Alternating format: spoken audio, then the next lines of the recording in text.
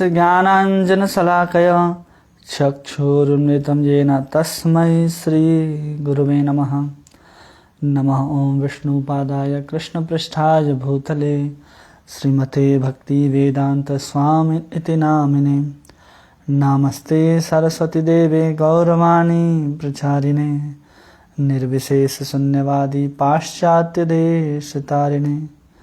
जय श्री कृष्ण चैतन्य प्रभु नित्यानंद श्री अद्वैत गदाधर श्रीवास आदि गौर भक्तवृंद। हरे कृष्ण कृष्ण कृष्ण हरे हरे, हरे राम राम राम हरे हरे। गुरुवे गौरचंद्राय राधिकाय तदालये कृष्णाय कृष्ण भक्ताय तद्भक्ताय नमो नमः। हरे कृष्णा। आप सभी का बहुत बहुत स्वागत है इस भगवत गीता कोर्स में, जिसमें आज हम लोग भगवत गीता के अंतर्गत एक नए अध्याय 15 जिसका नाम है पुरुषोत्तम योग, जिसको हम लोग पढ़ने और समझने का प्रयास करेंगे। जिसके अंतर्गत 20 श्लोक हैं और 1 से 5 तक के श्लोकों में भगवान ने संसार रूपी वृक्ष का वर्णन किया है और इस संसार से कैसे बाहर निकला जाता है उसका भी वर्णन भगवान ने उसी के अंतर्गत किया है। 6 से 11 तक के श्लोकों में भगवान बताते हैं कि जीव यहाँ से भगवत धाम कैसे गमन करता है और अलग अलग शरीर और अलग अलग योनियों में कैसे जाता है, उसका वर्णन 6 से 11 के श्लोकों में करते हैं। फिर 12 से 15 में भगवान अपना स्वरूप बताते हैं कि मैं कौन हूं। फिर से भगवान यहाँ पर बताते हैं मैं कौन हूं, क्या काम करता हूं। जो कुछ भी होता है, जैसे स्थानांतरण हो रहा है, जीव का भगवत धाम गमन हो रहा है, वो सब कुछ भगवान के देख रेख में ही होता है। तो भगवान अपने स्वरूप में बताते हैं कि हम करते क्या क्या है। 16 से 20 तक में भगवान वेदांत का सारांश बताते हैं, जिसमें 2 तरह के पुरुष हैं, क्षर और अक्षर। इन 2 तरह के पुरुषों का वर्णन किया गया है 16 से 20 के अंतर्गत श्लोकों में भगवान कह रहे हैं। अब हम लोग यहाँ पर इस ध्यान पूर्वक समझेंगे कि इस अध्याय का नाम है पुरुषोत्तम योग। सबसे पहला शब्द है यहाँ पुरुष और फिर दूसरा शब्द है उत्तम। पुरुष उत्तम, पुरुष में जो उत्तम हो, जो सर्व उत्तम हो, उस पुरुषोत्तम की यहाँ पर बात की जा रही है। पुरुषोत्तम कौन हो सकता है? जैसे मर्यादा पुरुषोत्तम भगवान श्री राम जो भी हैं वो भी पुरुषोत्तम है, और पूर्ण पुरुषोत्तम भगवान श्री कृष्ण हैं। उन्हीं को पुरुषोत्तम कहा जाता है, सभी पुरुषों में जो उत्तम है। तो इसमें भगवान क्या बता रहे हैं कि वो पुरुष जो है, क्षर पुरुष जो है, वो अक्षर पुरुष को कैसे प्राप्त कर सकता है, या क्षर जो है अक्षरता को कैसे प्राप्त कर सकता है, इसको बता रहे हैं। और उसको बताने में जो सबसे उत्तम योग की पद्धति है, उसको जोड़ करके पुरुषोत्तम योग बनता है। इसलिए इस अध्याय का नाम है पुरुषोत्तम योग। इस अध्याय का नाम शंकराचार्य ने भी पुरुषोत्तम योग रखा, और भक्ति सिद्धांत सरस्वती ठाकुर हो, चाहे विश्वनाथ चक्रवर्ती ठाकुर हो, चाहे बलदेव विद्याभूषण हो, चाहे रामानुजाचार्य हो, सभी ने इस अध्याय का नाम पुरुषोत्तम योग ही दिया है। इसलिए हम लोग इस अध्याय को पढ़ना शुरू कर रहे हैं। हम लोगों ने 14वें अध्याय में क्या देखा, पहले इसको याद कर लीजिए। आखिरी के 2 श्लोक, 14वें अध्याय के 26वां श्लोक और 27वां श्लोक। भगवान 14 अध्याय में तीनों गुणों का वर्णन करते हैं, सतोगुण, रजोगुण और तमोगुण। अगर कोई तीनों गुणों से बाहर निकलना चाहता है तो भगवान बोलते हैं कि माम च अव्यभिचारेण भक्ति योगेन सेवते सब भुवाय ब्रह्म कल्पते। भगवान बताते हैं ना कि वही उस ब्रह्म की अवस्था को प्राप्त कर सकता है जो अनन्य भक्ति को प्राप्त करता है। सगुणान समतित्यान ब्रह्म भूयाय कल्पते। तो यहाँ पर भगवान कहते हैं कि भक्ति के द्वारा, कैसी भक्ति होनी चाहिए, तो अनन्य भक्ति के द्वारा जीव जो है वो तीनों गुणों से पार करके उस ब्रह्म को अनुभूत करने योग्य हो सकता है। और फिर उसी ब्रह्म के प्रतिष्ठा में लेकर के भगवान कहते हैं कि जो ब्रह्म है वो ब्रह्म जो है मेरी प्रतिष्ठा में है, ब्रह्म मेरे ही आश्रय में रहता है, आश्रय में रहता है। और वो ब्रह्म कैसा है, तो ब्रह्म अविनाशी है, वो कभी भी परिवर्तन नहीं होता, शाश्वत है। ऐसे कुछ गुणों को बता करके भगवान उस अध्याय को समाप्त करते हैं और फिर उसी ब्रह्म की बात को लेकर के शुरू करते हैं कि वो ब्रह्म है कैसा, उस ब्रह्म के ऊपर परब्रह्म है क्या है, उन सब को भगवान यहाँ पर अब बता रहे हैं। तो उसको याद रखिए, जब भगवान कहते हैं कि जो ब्रह्म है मेरी ही प्रतिष्ठा में है, अब वहां से इसको रख करके दिमाग में हम लोग इस अध्याय को आगे शुरू करेंगे तो हम लोगों को पूरा समझ में आएगा। वैसे हम लोगों ने वहां भक्ति की बात की थी, तो वहां हमने इस बात को क्लियर किया था, बताया था कि भगवान जो वहां पर कह रहे हैं कि ब्रह्म की अवस्था में प्राप्त होता है। ब्रह्म का अर्थ होता है कि जब जीव धीरे धीरे त्रिगुणातीत होता है तो ब्रह्म की अवस्था में अवस्थित होता है और फिर वहां से धीरे धीरे वो अप्राकृतिक गुणों के साथ वो चित्त धाम में प्रवेश कर जाता है। तो ऐसे अलग अलग अवस्थाएं हैं और वो ब्रह्म जो है वो भी किसकी अवस्था है, वो भगवान का अंग कांति का स्वरूप है। वो एक अवस्था है जिसको अनुभव करता है तो वो अवस्था भक्ति के द्वारा आसानी से अनुभव कर सकता है और बिना भक्ति के कोई भगवान को प्राप्त नहीं कर सकता है। ये हम लोगों ने 26वें और 27वें श्लोक में देखा 14वें अध्याय का। अब उसी को लेकर के भगवान आगे बता रहे हैं, उसको हम लोग देखते हैं 15वें अध्याय के अंतर्गत। अध्याय 15 पुरुषोत्तम योग। श्री भगवान उवाच ऊर्ध्वमूलम अधः शाखम अश्वत्थम प्राहुरव्ययम छंदांस यस्य परिणानि यस्तम वेद स वेदवेत्। भगवान ने कहा जाता है कि एक शाश्वत अश्वत्थ वृक्ष है जिसकी जड़ें तो ऊपर की ओर हैं और शाखाएं नीचे की ओर हैं तथा पत्तियां वैदिक स्तोत्र हैं और इस वृक्ष को जानता है वह वेदों को जानता है। भगवान कृष्ण क्या कह रहे हैं कि कहा जाता है कि इस एक अश्वत्थ वृक्ष है और जिसकी जड़ें जो हैं ऊपर की ओर हैं और जिसकी शाखाएं नीचे की ओर हैं और जिनकी पत्तियां जो हैं वो वैदिक स्तोत्र कही जाती हैं। तो बता रहे हैं भगवान इस श्लोक में कह रहे हैं इस अध्याय में क्या क्या बताने वाले हैं। तो भगवान सबसे पहले बताने जा रहे हैं कि जो गुणमय संसार है जिसके बारे में चर्चा हो रही है, तो एक गुणमय संसार कैसा है। पहले तो गुण की चर्चा की भगवान ने, अब बता रहे हैं कि गुणमय संसार कैसा है और कहां से उत्पन्न हुआ है, कहां से उत्पन्न हुआ है, इस चीज को भगवान यहां पर बताएंगे।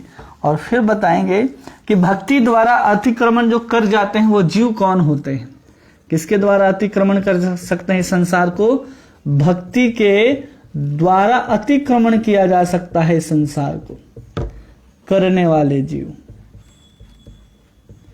जीव कौन है इसके बारे में भी भगवान बता रहे हैं और साथ में बताते हैं ब्रह्म क्या है और ब्रह्म की प्रतिष्ठा करने वाले आप कौन हैं। पहला ब्रह्म क्या है और ब्रह्म की प्रतिष्ठा करने वाले। ब्रह्म की प्रतिष्ठा कौन कर रहा है, भगवान कृष्ण कर रहे हैं। तो उसी के बारे में स्वयं बताएंगे। यहाँ पर परमेश्वर का स्वरूप के अंतर्गत भगवान इसी प्रश्न का उत्तर देते हैं कि ब्रह्म की प्रतिष्ठा करने वाले आप कौन हैं। इन सब प्रश्नों का उत्तर इस अध्याय में देते हैं। 1 2 3 4 5 6 इन 6 प्रश्नों का उत्तर हम सबको भगवान यहां पर देने वाले हैं। उसी को लेकर के भगवान कहते हैं कि गुणमय संसार कैसा है और कहां से उत्पन्न होता है। ये 2 प्रश्नों का उत्तर भगवान 1 से 5 तक के श्लोकों में देते हैं कि इसमें क्या उत्तर दे रहे हैं भगवान कि गुणमय संसार कैसा है। पहले हम लोगों ने गुण के बारे में पढ़ लिया 14वें अध्याय में। अब भगवान बताने वाले हैं कि गुणमय संसार कैसा है, कहां से उत्पन्न होता है, अतिक्रमण कैसे किया जाता है, जीव कौन है, वो जीव कौन है। मतलब 4 5 वो जीव कौन है और ब्रह्म क्या है और ब्रह्म की प्रतिष्ठा करने वाले आप कौन हैं। इस संपूर्ण प्रश्न का उत्तर भगवान देते हैं। लेकिन सर्वप्रथम 1 से 5 तक में जिसमें संसार वृक्ष का वर्णन करेंगे भगवान, उसके अंतर्गत भगवान गुणमय संसार कैसा है और कहां से उत्पन्न हुआ है, इस प्रश्न का उत्तर देते हैं। जो अपेक्षापूर्ण आचार्य इन प्रश्नों को इस अध्याय में निकालते हैं, जिससे हम इस अध्याय को और अच्छे से समझ सकें कि भगवान ये सब बातों को क्यों कह रहे हैं। अन्यथा भगवान तो कह रहे हैं, वो हमको समझ में आएगा ही नहीं जब तक हम आचार्यों को समझेंगे नहीं। आचार्य हमको क्या बता रहे हैं, किस आधार पर हमको समझा रहे हैं कि भगवान इस सब बातों को क्यों कह रहे हैं। तो हम लोग शुरू करते हैं। जब भगवान कहें कि ऊर्ध्व मूलम अधः शाखम, तो कह रहे हैं कि जो मूल है इस संसार रूपी वृक्ष का, ये क्या है, एक वृक्ष है। उस वृक्ष को भगवान उपमा देते हैं, संसार की उपमा देते हैं वृक्ष के साथ, और कहते हैं कि जिसका मूल ऊर्ध्व मूल अधः शाखम, ये क्या है, ये मूल है। मूल मतलब जड़, ये क्या है, जड़ है। अधः शाखम, ये क्या है, सब नीचे जो दिखाई दे रहे हैं ये सब जो हैं ये सब शाखाएं हैं। और फिर कहते हैं अश्वत्थ प्राहुर अव्ययम, इस वृक्ष को अश्वत्थ कहा जाता है। क्या कह रहे हैं भगवान, अश्वत्थ कहा जाता है। अश्वत्थ का कई जगह मतलब निकलता है पीपल, लेकिन जैसे ही दूसरे श्लोक में जाएंगे तो ये पीपल जो है, वृक्ष जो है, वो बरगद के वृक्ष में बदल जाएगा। अभी भगवान यहां पर बता रहे हैं, पीपल की बात कर रहे हैं क्योंकि अश्वत्थ कहा जा रहा है। ठीक है, अब इसको भगवान कह रहे वृक्ष का नाम है अश्वत्थ प्राहुर अव्ययम छंदांसी यस्य पर्णानि। ये जो पत्ते हैं वो वैदिक स्रोत हैं, छंद हैं। वेदों के अंदर जो मंत्र होते हैं उनको छंद कहा जाता है, तो उसको बोलते हैं वैदिक स्तोत्र है। वैदिक स्तोत्र है कौन, पत्ते। और फिर कह रहे हैं भगवान यस्य पर्णानि यस्तम वेद स वेदवित्, जो इस वृक्ष को जानता है वो वेदों के असली तात्पर्य को समझता है। भगवान ऐसा कह रहे हैं कि ऊर्ध्व मूल, जिसके जड़े जो हैं ऊपर की ओर हैं और जिसकी शाखाएं नीचे की ओर हैं, और उसकी जो पत्तियां हैं वैदिक स्तोत्र हैं। अगर कोई इस वृक्ष को जानता है तो पूरा का पूरा वेद को जानता है और वेद को समझता है। तो भगवान स्वयं उत्तर देंगे कि वेदों को जानने के लिए क्या है, वेद को जानने के लिए हमें कैसे जानना चाहिए और वेदों के मूल उद्देश्य कौन है, भगवान इसी अध्याय में कहेंगे। तो भगवान ने हमसे क्या क्या बताया कि ये संसार रूपी एक वृक्ष है जिसकी जड़ें ऊपर की ओर हैं और शाखाएं नीचे की ओर हैं, और पत्तियां जिसकी वैदिक स्तोत्र हैं। और जो इस वृक्ष को जानता है वो वैदिक स्तोत्र को जानता है, मतलब वेदों के असली तात्पर्य को वो समझता है। अब ये समझना है, ये वृक्ष तो आपको दिख रहा है, अब इधर हमको समझते जाना है कि अलग अलग आचार्य इस वृक्ष के बारे में क्या समझा रहे हैं, तब हम आसानी से समझ सकते हैं। ठीक है, सबसे पहला शब्द है ऊर्ध्व। क्या शब्द है इसमें, सबसे पहले ऊर्ध्व। ऊर्ध्व का अर्थ होता है, एक आचार्य लिखते हैं कि नित्य धाम में रहने के कारण भगवान कृष्ण को भी ऊर्ध्व कहा जाता है। भगवान कृष्ण कहाँ निवास करते हैं, अपने नित्य धाम में साकार रूप से गोलोक वृंदावन में निवास करते हैं, इसलिए कृष्ण का भी नाम ऊर्ध्व कहा गया। अब कहा जा रहा है ऊर्ध्व मूलः अधः शाखम। अब भगवान ऊर्ध्व हैं तो उससे नीचे कौन आएगा, तो अधः का अर्थ आचार्य निकालते हैं कि ब्रह्मा जी होंगे, क्योंकि ब्रह्मा जी इस जगत के प्रथम जीव हैं और जो इस भौतिक जगत के सबसे ऊपर निवास करते हैं, मतलब मूल में निवास करते हैं। क्योंकि ब्रह्मा जी ने क्या किया है, इस संसार रूपी वृक्ष को, इस संसार का निर्माण किया है, इसलिए मूल में कौन यहाँ पर निवास करता है, यहाँ पर अभी निवास कर रहे हैं इन आचार्य के अनुसार ब्रह्मा जी। ठीक है, अधः शाखा। और फिर कहते हैं छंदांसी। छंदांसी का अर्थ होता है जो वेदों में लिखे गए हैं। छंदांसी का अर्थ क्या है, वेद में वर्णित, वेद वर्णित कर्म। अब जब वेद वर्णित कर्म है तो वेदों में वर्णित कर्म के द्वारा हम क्या करेंगे? जैसे वृक्ष होता है तो वृक्ष में जो पत्तियां हैं वो वृक्ष को क्या करती हैं? पोषण करती हैं। कैसे पोषण करती हैं? सब कुछ तो उनको जड़ से प्राप्त होता है, लेकिन उनको जो भोजन बनाने का काम करती हैं वो वृक्ष की पत्तियां ही करती हैं। इसलिए यहां पर वैदिक स्तोत्रों में वेदों में जो वर्णित जो कर्म है वो कर्म करके ये संसार रूपी वृक्ष जो है वो फलता और फूलता है। इसलिए वेद के द्वारा ही इस संसार की क्या होती है? रक्षा होती है और साथ साथ वृद्धि भी होती है। जिस पेड़ में पत्ते ना हों तो वो पेड़ कब तक अपने जीवन को जी पाएगा? वो बहुत जल्द ही समाप्त हो जाएगा। इसलिए एक आचार्य कह रहे हैं कि छंदांसी, वेद में जो कर्म बताए गए हैं उन कर्मों के द्वारा ही संसार रूपी वृक्ष जो है वो फलता और फूलता है। और फिर कहते हैं वेदवित, कि वो जान जाता है। किसको जान जाता है? उस वेद में लिखे गए जितने भी तात्पर्य हैं उन सबको समझ जाता है पढ़ करके कि ये संसार रूपी वृक्ष जो है वो शाश्वत नहीं है। जो इस बात को जान जाता है कि संसार शाश्वत नहीं है और भगवान के शरणागत होता है, वही असली में वेद का ज्ञाता कहा जाता है। और बाकी इस कोई भी ज्ञाता नहीं है जब तक वो संसार के अनित्यता को स्वीकार नहीं करता और कृष्ण का भजन नहीं करता, वो वेद को जानने वाला नहीं है। कोई कितना भी प्रकांड विद्वान हो, कुछ भी जानता हो, आप पूछ लो कि आप वैष्णव हो, आप भगवान हरि का भजन करते हो? अगर वो कहता है कि हम भगवान हरि का भजन नहीं करते लेकिन हम चारों वेद को पढ़े हैं, 18 पुराण हमको याद हैं, 108 उपनिषद का हम प्रवचन करते हैं, वेदांत सूत्र तो हम रात में सोते समय एक बार पाठ करके ही सोते हैं, लेकिन भगवान का भजन नहीं करते हैं, तो आपका सब ज्ञान जो है वो कचड़े के बराबर है। क्योंकि भगवान कह रहे वेदविद, वही असली चीज को जानता है जो इस संसार के अनित्यता को स्वीकार करके भगवान कृष्ण का भजन करता है। क्योंकि वेदों का असली तात्पर्य यही है कि हम सब संसार के आसक्तियों को छोड़ करके कृष्ण के शरण में आ जाएं। यही है असली वेदों का मर्म। बाकी उस वेद में जो कुछ भी लिखा है वो आपको भगवान तक ले जाने के लिए, भगवान कृष्ण के करीब लाने के लिए अलग अलग तरीके से आपको सिर्फ समझाया जा रहा है। आपकी इच्छाएं भी हैं तो उस इच्छाओं को पूर्ण करने के लिए वेदों में बहुत सारे विधान हैं, यज्ञ हैं, कर्म कांड हैं, ये सब कुछ दिया जा रहा है। क्यों?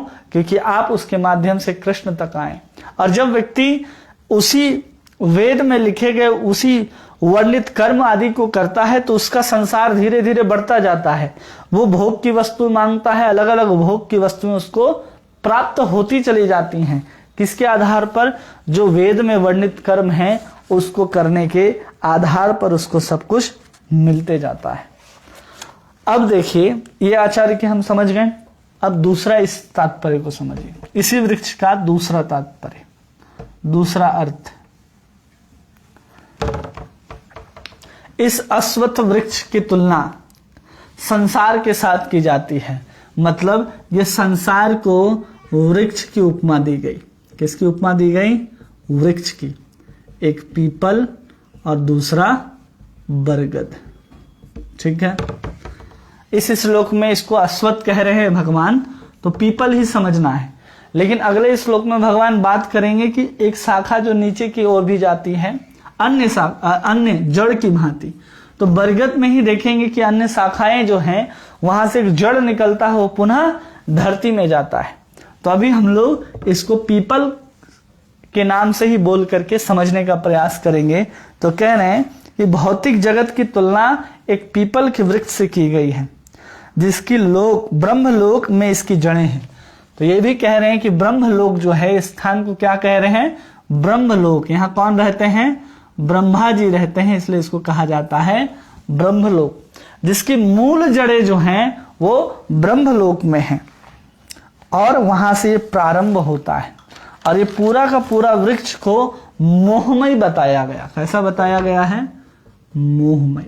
पूरा का पूरा वृक्ष जो है मोहमय है। हर चीज मोहित करता है। कभी उस डाल में कूदने का मन करता है, कभी वहां से दूसरे डाल में कूदने का मन करता है।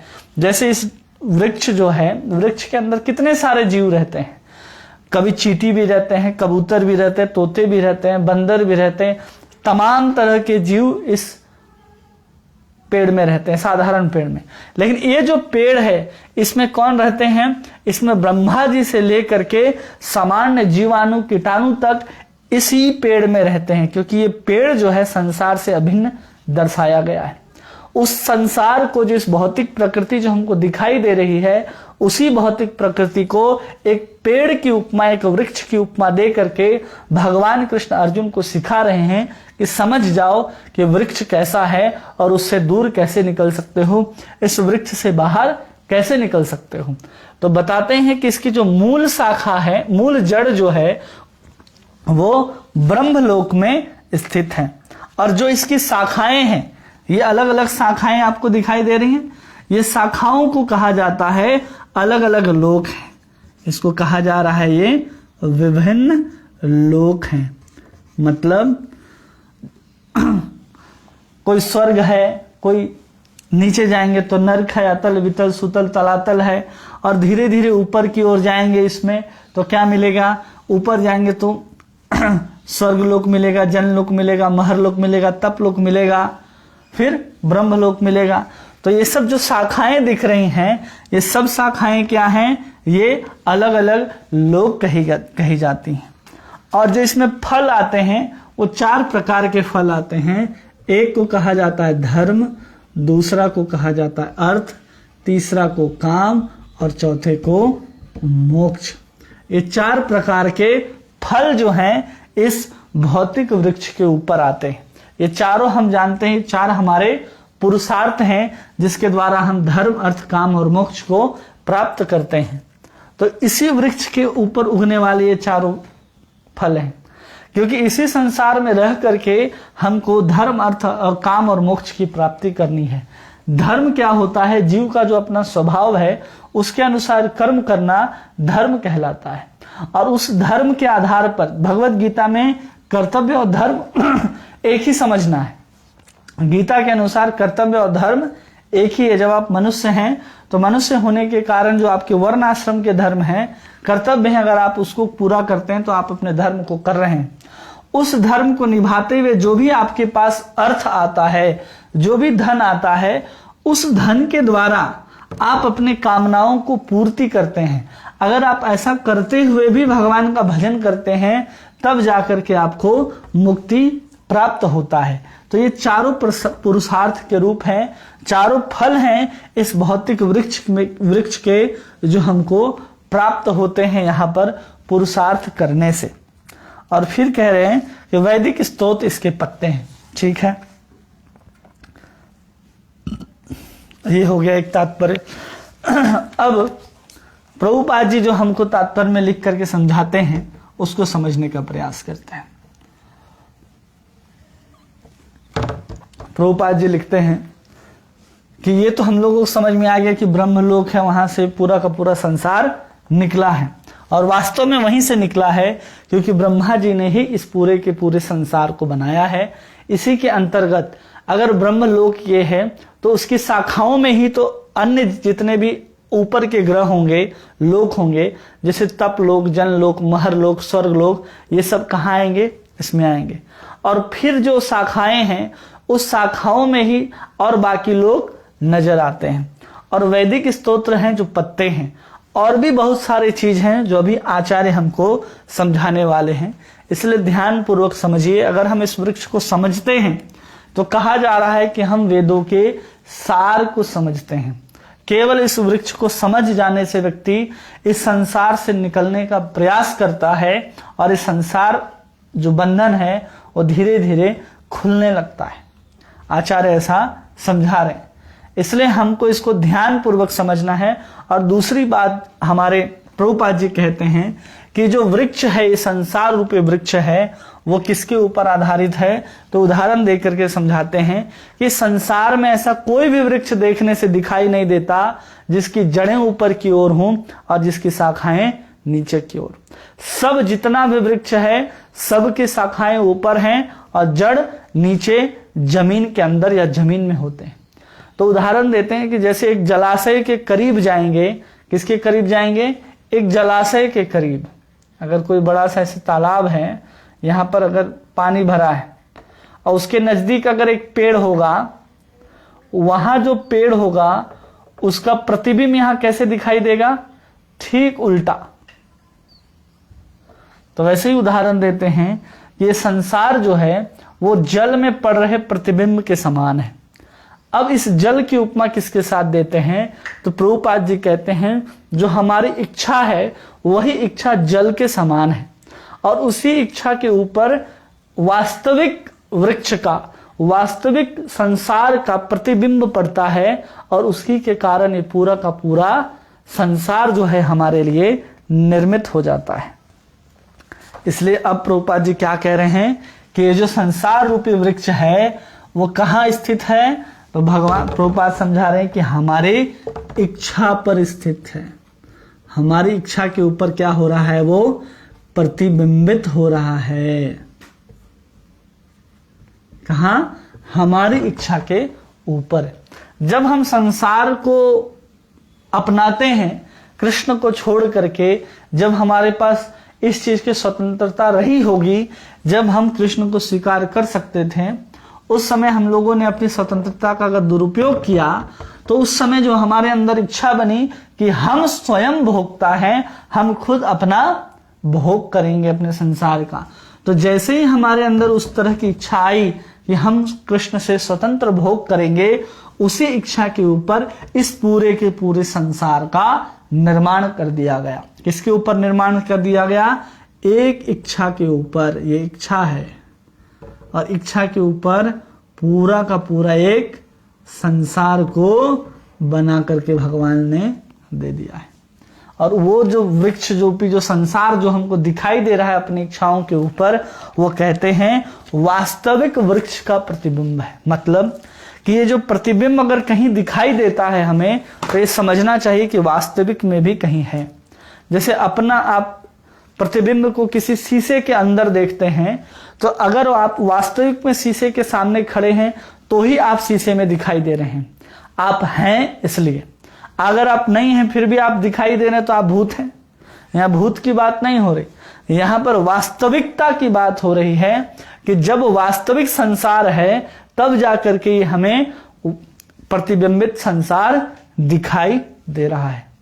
एक कथा आती है ना, जिसमें देखते हैं कि एक बहुत सारे लोग हैं, पानी के भीतर पड़े हुए एक सोने के नेकलेस को निकालने का बहुत प्रयास करते हैं। अलग अलग लोग अलग अलग लंबे से डंडा लाते हैं, कुछ लाते हैं, कोई पानी में सीधे उतर जाते हैं। सब कुछ करने के बाद उनको सोने का नेकलेस हाथ नहीं लगता। वहीं पर से एक समझदार आदमी गुजर रहा होता है, वो ध्यान पूर्वक देखता है कि वो जल के ऊपर जो नेकलेस दिखाई दे रहा है पानी के भीतर, वास्तव में वो नेकलेस जो ऊपर टंगा हुआ एक पेड़ है, पेड़ के ऊपर वो नेकलेस टंगा हुआ है। जब व्यक्ति पेड़ के ऊपर चढ़ करके जाता है तो वो नेकलेस को प्राप्त कर लेता है। कैसे प्राप्त कर लेता है? कि वास्तविकता को पकड़ता है। लेकिन हम क्या करते हैं? अपनी इच्छाओं के आधार पर मृग तृष्णा के समान इस संसार में दौड़ते हैं। और जो भी वैदिक स्तोत्र हैं उसमें बहुत सारे ऐसे कर्म लिखे हैं जिसके द्वारा हमको पता चलता है कि जो हमारी इच्छाएं हैं, क्या इच्छाएं? हमारी भोग की इच्छा है। किसकी इच्छा है? हमारे अंदर भोग की इच्छा है। तो वेदों में हमारे भोग के लिए भी बहुत सामान है। आपको स्वर्ग चाहना है तो वहां बताया जाता है आप इंद्रायण चंद्रायन व्रत कीजिए, ये यज्ञ कीजिए, वाजपेयी यज्ञ कीजिए, तो आप उससे क्या होगा? अलग अलग लोक में जाएंगे और वहां के सुख सुविधाओं को भोगेंगे। तो बताते हैं कि यहाँ पर जो अलग अलग 14 लोक हैं वो इस संसार रूपी वृक्ष की शाखाएं हैं। ये सब शाखाएं हैं, उस शाखाओं को विभिन्न लोकों का उपमा दिया जाता है। तो हम वैदिक स्तोत्र में लिखे गए कर्म कांड को करके कहां पहुंचेंगे? सकाम कर्म के माध्यम से स्वर्ग, जनलोक, महरलोक या फिर नीचे के लोक जा सकते हैं। किसके आधार पर जा रहे हैं? हम अपने कर्मों के आधार पर जा रहे हैं। क्या हुई? हमारी इच्छा भोग की इच्छा हुई और उसी के आधार पर हम इस प्रतिबिंबित संसार में इधर से उधर हो रहे हैं। क्या हम जाकर के इस लोक में वास्तविक सुख को प्राप्त कर लेते हैं? नहीं कर पाते हैं। सुख का स्तर जरूर बढ़ सकता है, आपको खाने में शुद्धता बढ़ सकता है, आपके जीवन में आयु बढ़ सकता है, भोग की अवधि बढ़ सकती है, लेकिन भोग हमेशा, चाहे आप सुअर की योनि में हो चाहे इंद्र की योनि में हो, वो जब भौतिक सुख विषय भोग भोगेंगे तो दोनों के द्वारा भोग रहे सुख जो है वो बराबर कहा जाएगा। वही इंद्र कहते हैं कि एक बार ब्रह्मा जी ने इंद्र को सुअर बना दिया और बेचारा गटर में ताजा ताजा मल ढूंढते हुए फिरता था। अब ब्रह्मा जी को लगा कि अब इंद्र लोग खाली हो गया, हम किसी को बिठाना चाहिए। ब्रह्मा जी आए उस इंद्र के पास जो सुअर बना हुआ है, बोलता ऐसा करो, ये सुअर का शरीर छोड़ो और तुम्हें इंद्रासन दिया जाता है, तुम पुनः बैठ करके अपने शासन को चलाओ। अब इंद्र वहां पर कहता है कौन इंद्र, कैसा इंद्रासन, यहां बहुत आनंद आ रहा है, चलिए हम आपको लेकर चलते हैं गटर में, दिखाते हैं कितना अच्छा सुगंध आ रहा है, कितने ताजे ताजे मल बहते हैं और मुझे खाने में बहुत आनंद आता है, आप क्या स्वर्ग की बात कर रहे हैं। तो ब्रह्मा जी को समझ में आया कि जो इंद्र को इंद्रासन में बैठ करके आनंद आता था, जब वो इस योनि में आ गया है उसके बाद भी उसको उतने ही आनंद का अनुभव हो रहा है। जैसे अगर किसी सुअर को मल खाने में जितना आनंद है वही आनंद आता है आपको अपने प्लेट में घी का हलवा खाने में, वही आनंद उसको भी आ रहा है, वही आनंद आपको भी आ रहा है। वस्तु बदल गया लेकिन भोग की जो विषय, भोग की जो आनंद है, जो सुख है, वो दोनों में किसी भी योनि में चले जाएंगे और किसी भी लोक में चले जाएंगे तो बराबर कही जाएगी। इसलिए केवल दूसरे लोक में शरीर जो है हमारा, जो खान पान है हमारा, वो अधिक स्वादिष्ट हो सकता है, लेकिन जो तृप्ति होनी है वो समान होनी है, एक बराबर। केवल अवधि बढ़ती है और कम होती है।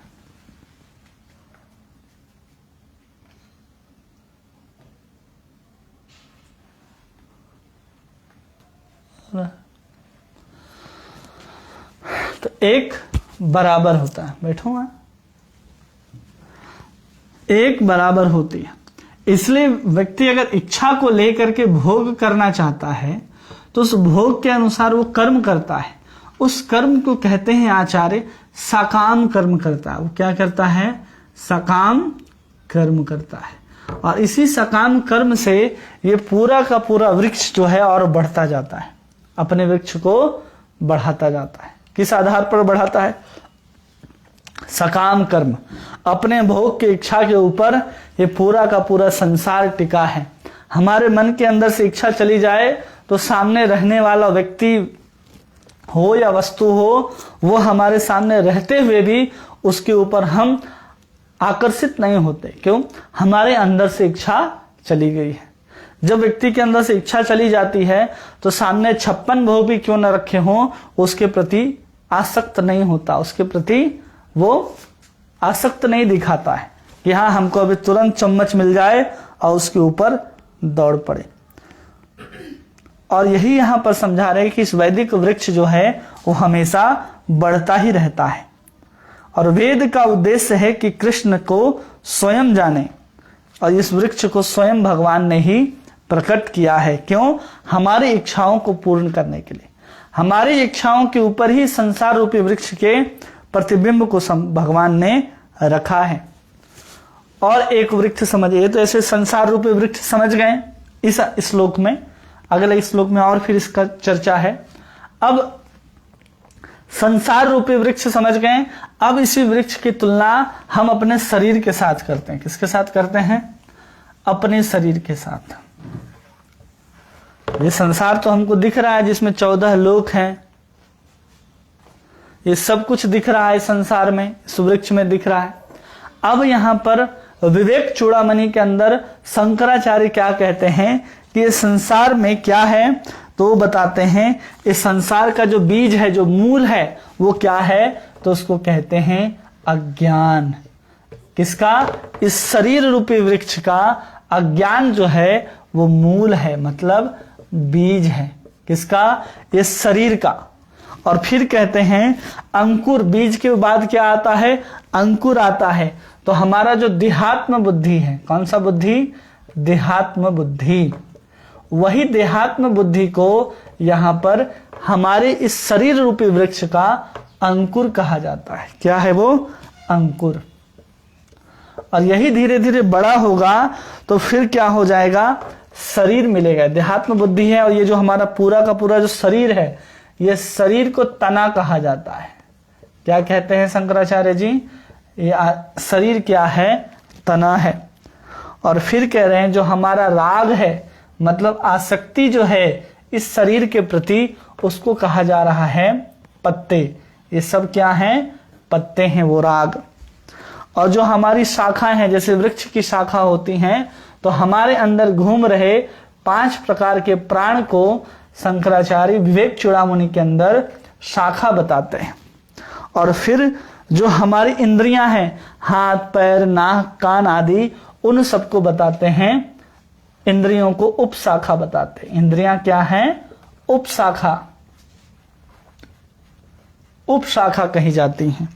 और फिर जो विषय हैं, इन इंद्रियों के विषय जो हैं, इन इंद्रियों के विषय क्या हैं? रूप, रस, शब्द, स्पर्श और गंध, वो सब क्या कहलाती हैं? इस वृक्ष में लगे हुए पुष्प के समान हैं।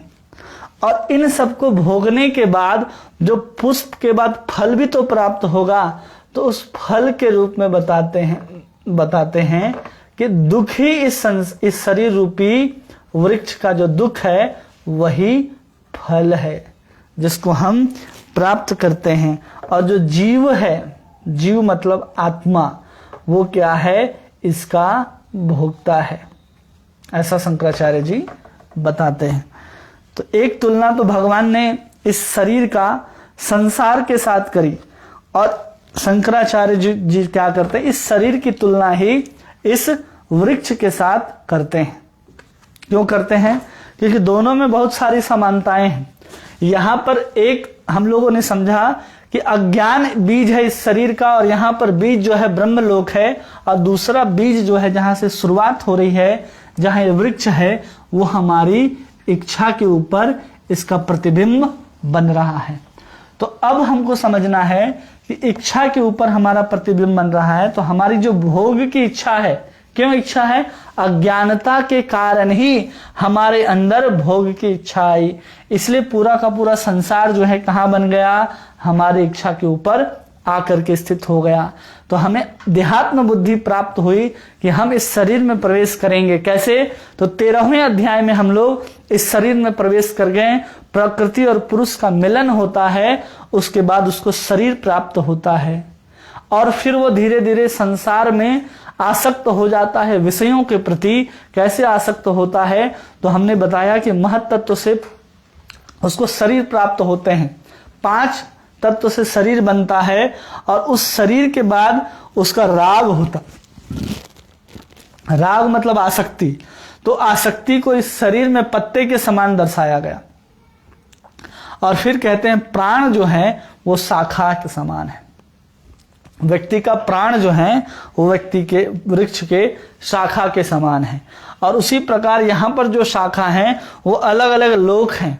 अगर हमको अलग अलग लोक में भी जाना है, तो ऊपर के लोक में अगर जाना है, तो हमारे शरीर में 7 चक्र होते हैं। अगर हम ब्रह्मरंध्र तक पहुंच जाते हैं अपने प्राण को स्थापित करके, और फिर हम अपने प्राण को छोड़ते हैं, तो हम ब्रह्मलोक को प्राप्त करते हैं। मतलब पूरा का पूरा सृष्टि जो है वो मनुष्य के अंदर भी है और मनुष्य के बाहर भी है। इसलिए दोनों की तुलना हम एक साथ कर पा रहे हैं। एक तरफ संसार रूपी वृक्ष है और एक तरफ शरीर रूपी वृक्ष है। और इंद्रियां जो हैं वो उपशाखा के समान है। मतलब जैसे शाखा है, इसी शाखा में देखिए एक और शाखा आया है जिसमें क्या लगी हुई है? पत्तियां लगी हुई हैं, जिनको उपशाखा या टहनियां कहते हैं। तो वो है हमारी इंद्रियां। और विषय जो है पुष्प है। हमारा जो विषय है जिसको हम भोगते हैं वो पुष्प हैं। और इसमें भी अगले अध्याय अगले श्लोक में भगवान कह रहे हैं कि यहाँ जहाँ से शाखा निकलती हैं वहाँ की जो सिरा है, वह सिरा जो है इंद्रियों के विषय हैं। और यहाँ पर 4 पुरुषार्थ वहाँ पर हमारे क्या थे? फल थे। धर्म, अर्थ, काम और मोक्ष। संसार बाहरी दुनिया में और आंतरिक दुनिया में क्या है? कुछ भी संसार में अगर प्राप्त हो जाए, अगर इस संसार में ही प्राप्त हो रहा है तो दुख का कारण होगा। क्यों? हम ब्रह्मलोक तक भी पहुंच जाएं तो भगवान कहते हैं कि दुखालयम अशाश्वतम आप ब्रह्मा भुवनालोका पुनरावर्तिनो अर्जुना, कि अगर हम ब्रह्म लोक तक भी पहुंच जाएं तो दुखालय ही है, अशाश्वत ही है। तो इसलिए यहां पर कुछ भी प्राप्त हो जाए इस शरीर के माध्यम से, किस शरीर के माध्यम से, इस पंच भौतिक शरीर के माध्यम से, अगर ये पंच भौतिक संसार ही प्राप्त होता है तो समझना चाहिए कि हमको दुख ही प्राप्त हो रहा है, हम बदले में कुछ नहीं ले रहे हैं। अगर हमको श्रेष्ठता हमको मिल रही है तो अगर हम कुछ लेने जाते हैं, कुछ खरीदने जाते हैं तो हम क्या करते हैं, उसके बदले में कुछ कीमत देते हैं। हम साधारण सा कीमत देकर के साधारण सी वस्तु लेकर के आते हैं और अपने आत्मा को अनंत काल तक इस संसार में भटकने के लिए छोड़ देते हैं। इसलिए अगर हमको दुख रूपी संसार से निकलना है तो भगवान कहते हैं कि आराम से निकल सकते हो अगर तुम मेरे शरणागत हो, मेरा भजन करते हो तो। इसलिए जब भगवान पिछले अध्याय में ब्रह्म की प्रतिष्ठा में हूं, तो उस ब्रह्म से ही, वो जो निराकार ब्रह्म है उसी के बाद क्या आता है, ब्रह्मा जी आते हैं। तब जाकर के उसे पंच भौतिक सामान मिलता है जिससे ब्रह्मा जी इस भौतिक सृष्टि को निर्माण करते हैं, अन्यथा हो ही नहीं सकती है। और पिछले अध्याय में 3 गुण को पढ़ा है, तो ये जो जड़ है उसको जो पोषण करता है, जैसे संसार में किसी वृक्ष को पोषण करना हो तो हम उसको जल से सींचते हैं, लेकिन इस संसार रूपी जो वृक्ष है उसको प्रकृति के 3 गुण जो होते हैं, कौन से गुण होते हैं, प्रकृति के 3 गुण जो होते हैं, सतोगुण, रजोगुण और तमोगुण, वही इसमें क्या है, जल का काम करते हैं। ये 3 गुण ही हैं जो इसको सींचने का काम करती हैं, सिंचन करते हैं, सिंचन करते हैं। कौन, प्रकृति के 3 गुण ही इस वृक्ष का सिंचन करते हैं। और ये संसार जो है वो किसके लिए रह सकता है और किसके लिए नहीं रह सकता है। ये संसार अनित्य है, ये तो जानते हैं। जब संसार अनित्य है तो हम वृक्ष को भी अनित्य ही मानेंगे, क्योंकि उसी के समान हम लोग तुलना करके इस वृक्ष के रूप में संसार को ही समझने का प्रयास कर रहे हैं। तो उसमें कहते हैं ना अश्वत्थम, तो वहां न अश्व मतलब आज है और कल नहीं होगा। लेकिन किसके लिए नहीं होगा, ये जो भक्त हैं उनके लिए वृक्ष जो है कल नहीं होगा। कल वृक्ष को काट के गिरा दिया जाएगा, वो भक्त के लिए संसार जो है सूख जाएगा। लेकिन जो सकाम कर्मी हैं, जो भोग की इच्छा रखते हैं, जो भक्त नहीं है, जो शरणागत नहीं है, उनके लिए संसार कभी भी समाप्त होने वाला नहीं है, बल्कि संसार की शाखाएं, प्रशाखाएं, उपशाखाएं होकर के अलग अलग रूप में बढ़ती चली जाएंगी। इसलिए इस संसार से निकलना बहुत कठिन होता है। उसी बात को भगवान अब दूसरे श्लोक में कहते हैं। श्लोक संख्या 2। अधश्च ऊर्ध्वं प्रसितातस्य शाखा गुण प्रविद्धा विषय प्रबाला अधश्च मूल्यानुसंततानि कर्मानुबंधीनि मनुष्य लोके। इस वृक्ष की शाखाएं ऊपर तथा नीचे फैली हुई हैं और प्रकृति के 3 गुणों द्वारा पोषित हैं। इसकी टहनियां इंद्रिय विषय हैं। इस वृक्ष की जड़ें नीचे की ओर भी जाती हैं, जो मानव समाज के सकाम कर्मों से बंधी हुई है। क्या कह रहे हैं, अधश्च ऊर्ध्वम प्रसितातस्य शाखा, जिसकी कुछ शाखाएं जो हैं ऊपर भी हैं और नीचे भी हैं। ये देख रहे हैं शाखाएं, ये शाखाएं ऊपर भी हैं और ये शाखाएं नीचे की ओर भी फैली हुई हैं। जब शाखाएं ऊपर की ओर फैली हुई हैं तो समझना चाहिए उच्चतर लोकों की बात हो रही है और उच्चतर योनि की बात हो रही है। यहां पर उच्चतर लोक भी आएंगे और उच्चतर योनि भी आएगी।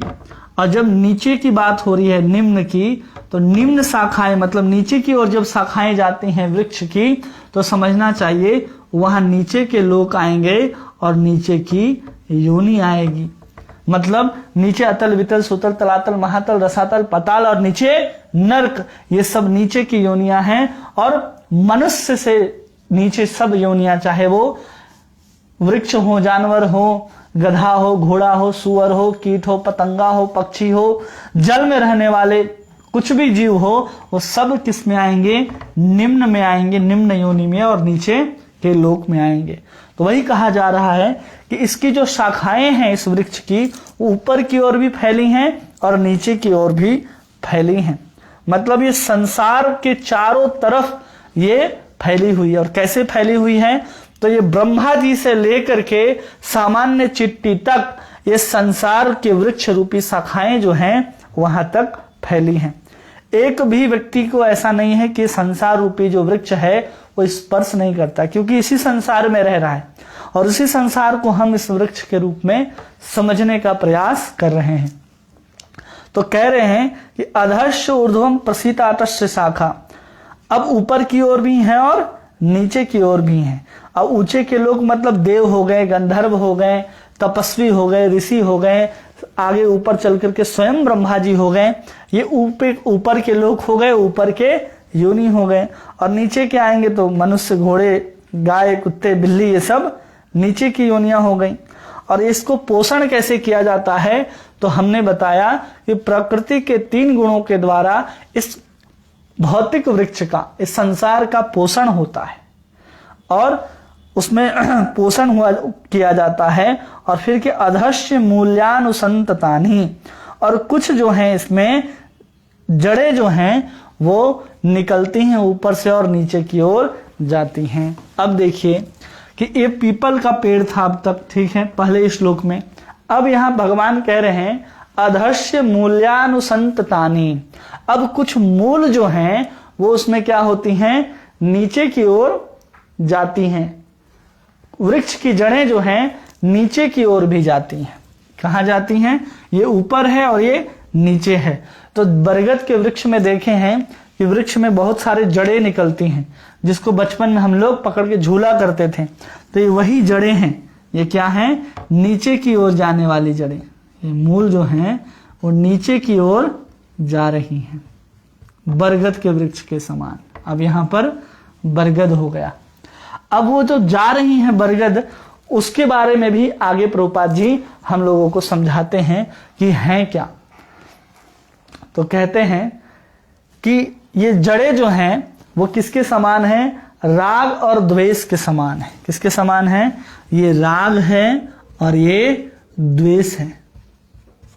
ये राग के समान है और ये द्वेष के समान है। और इसी से, यही राग और द्वेष से आगे चल करके अधर्म और अधर्म रूपी प्रवृत्ति उत्पन्न होती है। धर्म और अधर्म रूपी प्रवृत्ति उत्पन्न होती है। कैसे उत्पन्न होता है? यही जब शाखाएं जब वापस जमीन के साथ जाकर के लग जाती हैं तो फिर क्या होता है? वो वृक्ष और धीरे धीरे फैलता जाता है। कब तक फैलेगा, कहां तक फैलेगा, हमारी शुरुआत कहां से है, ये हम आसानी से नहीं समझ सकते। और वृक्ष की टहनियां जो हैं, ये जो शाखाएं हैं, ये शाखा है और ये टहनियां हैं। ये टहनियां क्या हैं?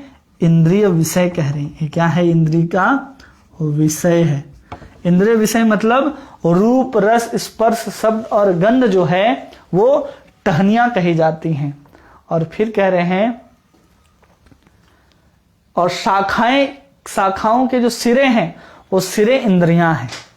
शाखा जो होती हैं, शाखा के जो सिरे होते हैं, आखिरी भाग, कोई भी शाखा ले लें तो इस शाखा का जो आखिरी भाग है इसको कह रहे हैं इंद्रियां हैं। हमारी क्या हैं? भौतिक इंद्रियां हैं।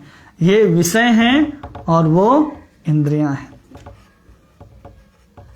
ठीक है। टहनियों को कहा जा रहा है भौतिक विषय, और जो शाखाओं के जो सिरे हैं, जहां से टहनियां निकलेंगे, जहां से टहनी निकलेगा। जैसे समझिए ये एक शाखा है।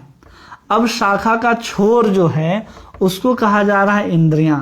जब तक इंद्रियां नहीं होंगी तो हम विषय को भोग कैसे करेंगे? और उसके बाद जो यहां से टहनी निकल जाता है, इसी में तो पत्ते आते हैं ना, फिर इसी में फिर विषय कहा जा रहा है। इसमें विषय है। अब इस संसार रूपी वृक्ष में हम लोग ये पूरे के पूरे बात को हम आसानी से समझ सकते हैं कि क्या हो रहा है। तो पूरा का पूरा संसार है जिसमें हमारे विषय भी हैं, फल भी हैं, क्या करना चाहिए, क्या करने से क्या होगा, तो हम इस संसार में बंधते कैसे हैं। जब हम इस संसार में भोगते हैं तो सहायक जड़ें जो होती हैं, जो ऊपर से नीचे बरगद की लटकती रहती हैं, उसी जड़ों को यहाँ पर राग और द्वेष कहा गया। जब हम उन्हीं के माध्यम से अपने इंद्रिय भोग को विभिन्न रूप में भोगते हैं, क्यों कि वापस वो नीचे जाकर के जमीन के साथ जुड़ गया, और जैसे ही वो जुड़ गया तो वृक्ष धीरे धीरे क्या हो जाएगा, वो जो जड़ गया है वो भी एक नया वृक्ष का रूप धारण कर लेगा। जब वो एक नया वृक्ष का रूप धारण कर लिया तो हमारा जो भौतिक विषय है इंद्रिय भोग, उसका विस्तार धीरे धीरे क्या हो गया, और फैल गया, और विभिन्नताएं उसमें आती चली गई, तो हमारा धीरे धीरे दायरा फैल गया। और उसी जड़ से, इसी राग और द्वेष से आगे चल करके धर्म और अधर्म रूपी प्रवृत्तियां जो हैं जन्म लेती हैं और चारों दिशाओं में फैल जाती हैं। ये जड़ जब नीचे जमीन के साथ लग जाएंगे, राग और द्वेष, इसी से फिर धर्म, नया धर्म और अधर्म, ये सब कुछ शुरू हो जाता है और चारों दिशाओं में फैलती हैं। लेकिन इसका मूल जड़ जो है वो कहाँ रहता है, ब्रह्म लोक में रहता है। जब व्यक्ति बहुत सारे पुण्यों को भोग चुका होता है, मतलब अच्छा कर्म किया, तो उच्चतर लोक में जाकर के, मतलब अन्य शाखा में जाकर के वो वहां का भोग किया, और फिर वहां से आएगा तो फिर कहाँ आ जाएगा, नीचे के लोक में सामान्य डाली पर आकर के वो अपने कर्म को करेगा। और वहां जो कर्म करेगा वो कौन सा कर्म होगा, वो हमेशा सकाम कर्म ही करेगा। कैसा कर्म होगा उसका, सकाम कर्म। इसलिए इस श्लोक के आखिरी लाइन में कहा जा रहा है, कर्मानुबंधीनि मनुष्य लोके, वो सकाम कर्म के कारण इन जड़ों को और बढ़ाता जाता है, और जिससे ये उसकी संसार रूपी वृक्ष है वो फैलता जाता है। कितना फैलता है, कब तक फैलता है, ये किसी भी जीव को पता नहीं चल सकता है। और ये जो राग और द्वेष है वो कष्ट के, उससे कष्ट उत्पन्न होता है, कष्ट तथा इंद्रिय के भोग उत्पन्न होते हैं, क्योंकि नीचे गया है। हम संसार को फैला रहे हैं तो दुख में हमको फल ही प्राप्त होने वाला है, और कुछ भी प्राप्त होने वाला नहीं है। मतलब धर्म, अधर्म, राग और द्वेष, इसको एक लाइन में समझे तो इसको वासना कहा जाता है, कि नहीं हमको और भोगना है, और चाहिए, तो हम किसी चीज से राग करने लग जाते हैं और किसी चीज से द्वेष करने लग जाते हैं। तो वही राग और द्वेष क्या होता है, हमारा इस संसार रूपी वृक्ष में, एक बरगद के वृक्ष में जैसे उत्पन्न होता है, एक और जड़ उत्पन्न होती है जो वापस जमीन में चली जाती है, तो वही राग और द्वेष रूपी जड़ पुनः निकल करके इस जमीन में चली जाती है, जिससे संसार रूपी वृक्ष का दायरा और बढ़ जाता है, और हम और जीवन में क्या होते चले जाते हैं, दुखी होते चले जाते हैं। और इसी में हम अलग अलग कर्म को करेंगे, किसके आधार पर, क्योंकि पोषण जो हो रहा है वो 3 गुणों के आधार पर हो रहा है। चाहे शरीर हमको कोई भी मिला हो, अगर हम सतो गुण में स्थित होकर के कर्म करते हैं तो इसी वृक्ष के ऊपर के लोकों में जाते हैं, रजोगुण में होते हैं तो उसी जगह रहते हैं, तमोगुण में हम आते हैं तो इसके और निचले भाग में हम लोग चले जाते हैं, क्योंकि वृक्ष जो है पूरा का पूरा उल्टा है। यहाँ पर जो कुछ भी दिखाई दे रहा है उसका वास्तविक स्वरूप कहीं ना कहीं है। तो वास्तविक स्वरूप कहाँ है, तो ये वास्तविक स्वरूप जो है वो भगवत धाम में है, आध्यात्मिक जगत में है, ऐसा माना जाता है।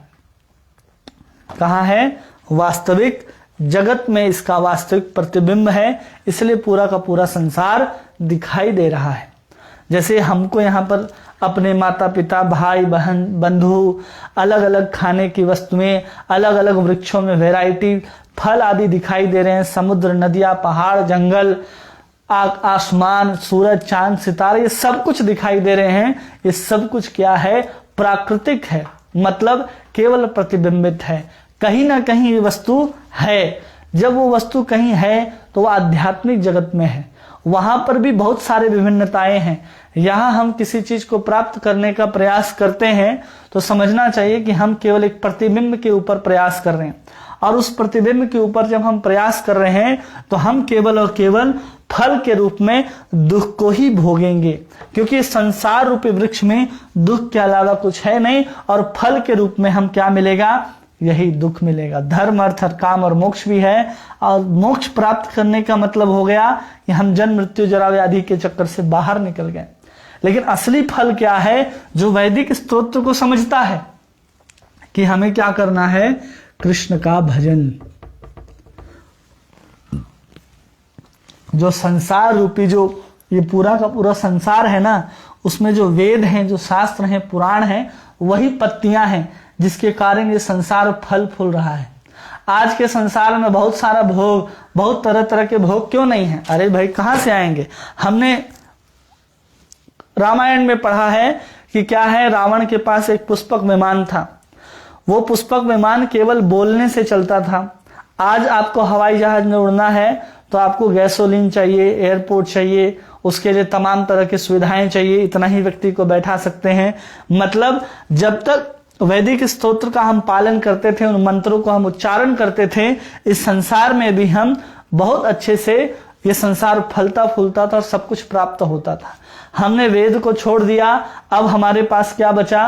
अब जो पाश्चात्य जगत वाले जो मूर्ख वैज्ञानिक है, जो समझा रहे हैं कि इसको मिलाओ, इसको बनाओ तो पानी बन जाएगा। जैसे वो लोग कहते हैं ना H2O, पानी का फॉर्मूला है कि 2 हाइड्रोजन और एक ऑक्सीजन मिला करके हम क्या बना सकते हैं? वाटर बना सकते हैं। अरे ये हाइड्रोजन भी भगवान का है और ये ऑक्सीजन भी भगवान का है। दोनों तुम भगवान से लेकर के बना भी सकते हो, लेकिन आज तक किसी लैब में दोनों को मिला करके पानी बनाते हुए नहीं दिखाया गया है। तो काहे नहीं बोलते कि हमने फैक्ट्री में हाइड्रोजन लेकर के गए और फैक्ट्री में ऑक्सीजन लेकर के गए और वहां से पानी हमने बना लिया। आप समुद्र से पानी निकालते हैं, उसको फिर फिल्टर ही करते हैं, क्योंकि ये भी आप नहीं बना सकते। क्यों? वेद में जो कहा गया है आप उसको मानने से इनकार करते हैं। जो वेद में लिखा गया है वही सत्य है। इसलिए संसार रूपी इस वृक्ष का भी पोषण जो है वो 3 गुण तो कर रही है, लेकिन जो प्रकाश सेंसलेशन के माध्यम से वृक्ष क्या करती है? अपने भोजन को बनाती है। तो आज के समय में लोग उस वैदिक स्तोत्र रूपी पत्ता, जिसमें वैदिक कर्म कांड लिखे हैं, वैदिक स्तोत्र लिखे हैं, भगवान की उपासनाएं लिखी हैं, तमाम तरह के वैज्ञानिक तथ्य लिखे हैं, उन शास्त्रों को छोड़ करके भी हम चाहते हैं कि संसार में हम क्या कर लें? सुखी हो जाएं और आराम से अपने जीवन को जी ले। कभी भी संभव होने वाला नहीं है। इस संसार को बढ़ाना वैदिक स्तोत्र का काम नहीं है। वेद जो इस संसार को बढ़ाने का काम नहीं करते। जो लोग वास्तविकता में जानते हैं कि वेद का सार है कृष्ण का भजन करना, वही धीरे धीरे क्या करते हैं? भजन करना शुरू करते हैं। क्योंकि वास्तविकता जो है, वृक्ष कहीं से आया है, जो प्रतिबिंब है वो भौतिक जगत से आया है। और भौतिक जगत हो चाहे आध्यात्मिक जगत हो, सबकी सृष्टि भगवान के द्वारा हुई है। भगवान ने इसकी घोषणा पहले ही कर दी, अहम सर्वस्व प्रभो मत्तः सर्वम प्रवर्तते इति मत्वा भजन्ते माम बुध भाव समन्विता। चाहे भौतिक जगत हो चाहे आध्यात्मिक जगत हो, सब मेरे द्वारा ही उद्भूत है, सब मुझसे ही प्रकाशित होता है। तो अब समझ जाइए कि इस भौतिक जगत को बनाने वाला कौन है? भगवान है। जब हम उनके पास जाएंगे तो धीरे धीरे प्रतिबिंब क्या होगा? इस संसार रूपी वृक्ष धीरे धीरे कम होता जाएगा, धीरे धीरे छोटा होता जाएगा। होता है कि नहीं होता? प्रतिबिंब कब पड़ता है? दूर होते हैं तो संसार छोटा, शीशे के अंदर वो चीज छोटा दिखाई देता है। अब यहाँ प्रतिबिंब में है आप। प्रतिबिंब अब केवल नहीं रहा ये संसार, हम उस प्रतिबिंब के भीतर हैं। और उस प्रतिबिंब के भीतर रह करके हमको कृष्ण के पास जाना है। और ये जो वृक्ष रूपी जो संसार है, या संसार रूपी जो वृक्ष है, ये सत्य नहीं है। यहाँ पर कुछ भी भोगेंगे वो दुख का ही कारण बनने वाला है। इसलिए भगवान बताते हैं कि इससे बाहर निकलो। बाहर अगर नहीं निकलोगे तो तुम कर्म के क्षेत्र में कर्म करते रहोगे, सकाम कर्म से ऊपर, फिर कुछ कर्म करके नीचे मनुष्य जगत में आओगे, वहां अपना कर्म करते रहोगे, भोग करोगे, फिर कर्म करोगे, भोग करोगे, फिर कर्म करोगे। यहां भी चले जाओ तो ये संसार में ही रहोगे, क्योंकि सब के सब पूरा का पूरा संसार ऐसे ही फैल रहा है। हम अपने राग को कहीं लगा देते हैं। अगर हम किसी के साथ राग उत्पन्न हो जाए तो हमने क्या किया? एक चेतना को उसके साथ जोड़ दिया।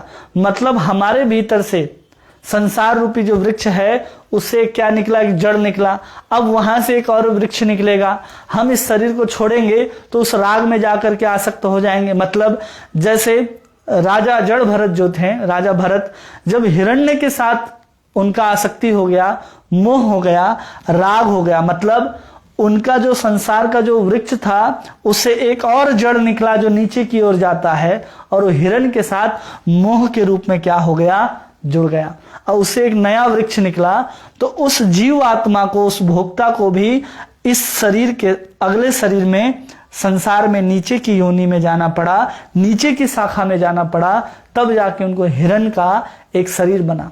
अब हिरण का शरीर मिला मतलब वो भी एक पूरा का पूरा एक संसार है, एक एक जीव के लिए पूरा का पूरा संसार। ऐसे समझिए कि हम मनुष्य हैं तो पूरा का पूरा मनुष्य के हिसाब से हम देख रहे हैं। अगर यहाँ हम देवता को ले आएंगे तो देवता के हिसाब से भी ये पूरा का पूरा संसार को देखना पड़ेगा।